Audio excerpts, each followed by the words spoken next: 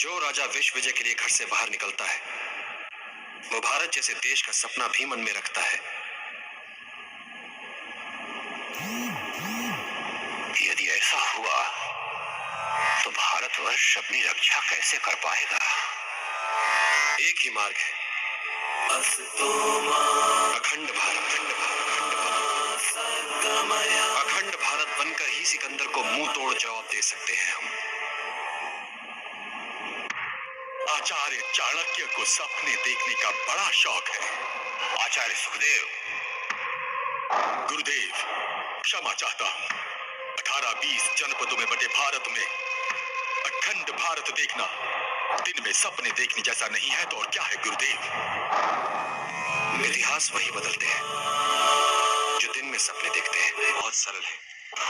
आदर्श राजा वो है जिसके तन, मन और आत्मा तीनों दृढ़ हो।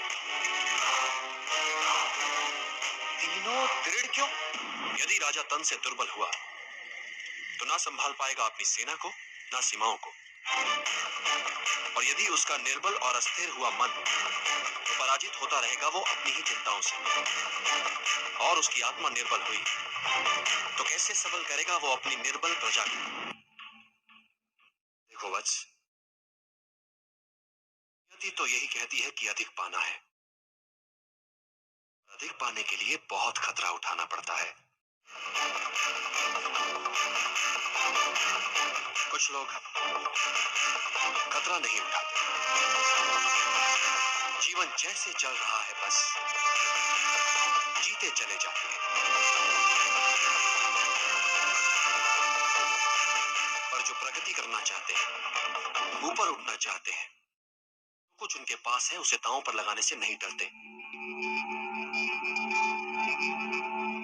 संभावना है कि हार जाएं वे, कुछ ना कर पाए वे, पर ये जो कुछ कर दिखाने का प्रयास है यही उन्हें औरों से अलग बनाता है। भले ही वे हार जाएं, पर ये संतोष उनसे कौन छीन सकता है कि उन्होंने कुछ अच्छा कर दिखाने का प्रयास तो किया। वैसे मैं इस चुनौती का निर्णय करता हूं, इसलिए तुम्हें इसमें बेईमानी का कोई भय नहीं होना चाहिए।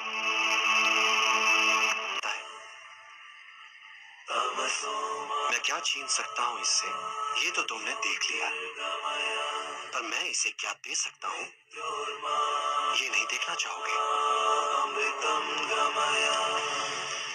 मां से दूरी का दुख सहकर यदि ये तक्षशिला में भावी मगधपति होने की योग्यता प्राप्त कर लेगा तो कितनों के दुख मिटाने वाला बन सकता है ये।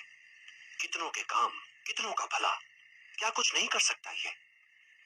और फिर अखंड भारत का सम्राट बन गया तो अपने साथ साथ अपनी मां का नाम भी इतिहास में अमर कर देगा।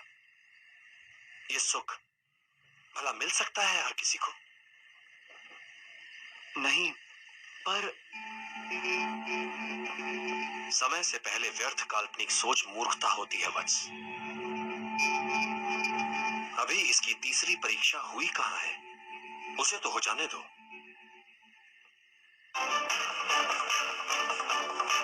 गुरुदेव, पता नहीं क्यों मेरा मन कहता है कि ये बालक अवश्य जीतेगा। जब स्वतंत्रता के लिए आत्मा को बेचने का प्रश्न सामने आएगा तब ये क्या करता है, देखते हैं। जोश अच्छा है वत्स, किंतु स्मरण रहे बड़े बड़े योद्धा मात खा जाते हैं जब वो जोश में होश खो बैठते हैं। युद्ध का पहला नियम है अपना युद्ध चुनना सीखो। कब, कहां और किससे।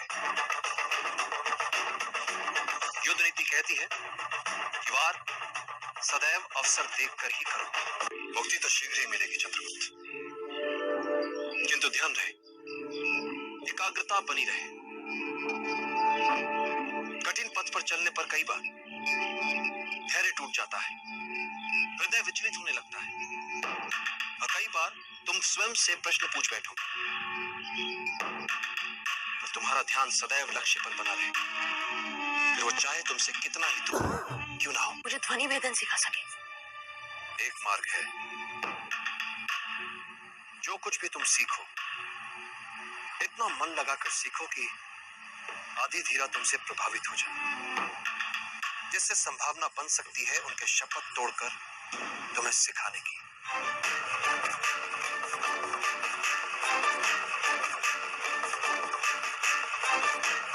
ये सब तुम पर निर्भर करता है। यदि तुम एकाग्रचित हो सको, अपने शरीर के साथ साथ अपने मन पर भी अधिकार कर लो, तो एक साधारण शरीर भी असाधारण कार्य कर सकता है, चाहे जितनी पीड़ा हो। यदि तुम्हारा मन उस पीड़ा को माने ही ना तो। इतिहास में ऐसे कई वीरों के विवरण हैं जिनका सर धड़ से अलग हो गया, किंतु वो युद्ध में लड़ते रहे, रक्त की अंतिम बूंद तक लड़ते रहे। उन योद्धाओं को गौरवान्वित करो, बता दो उन्हें कि अब तुमने संभाला है उनका उत्तरदायित्व। निद्रा भोजन भोग भय, ये नर पशु समान, ज्ञान अधिक इक नरन में, ज्ञान बिना पशु जान। चंद्रगुप्त, पृथ्वी पर कई जीव मनुष्य से अधिक शक्तिशाली थे।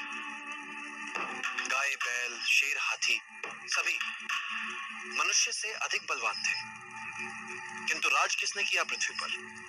मनुष्य ने। कैसे? बुद्धि से। तुम्हें भी बुद्धि से लड़ने वाला योद्धा बनना है चंद्रगुप्त। यदि तुम अपने लक्ष्य को पूरी एकाग्रता से प्राप्त करना चाहोगे, तो आत्मिक बल वो कर दिखाता है कि साधारण लोगों को यह असंभव लगता है। एक महान योद्धा की क्या पहचान होती है चंद्रगुप्त? जो ही वो युद्ध में जीते, विजय उत्सवों में अपना समय गंवाए बिना अगले लक्ष्य को प्राप्त करने की योजनाओं में लग जाए। वीर यात्रा। पिछले 15 वर्षों से आज तक इस यात्रा को कोई पूरा नहीं कर पाया, किंतु तुम्हें ये यात्रा सफलतापूर्वक पूरी करनी है चंद्रगुप्त।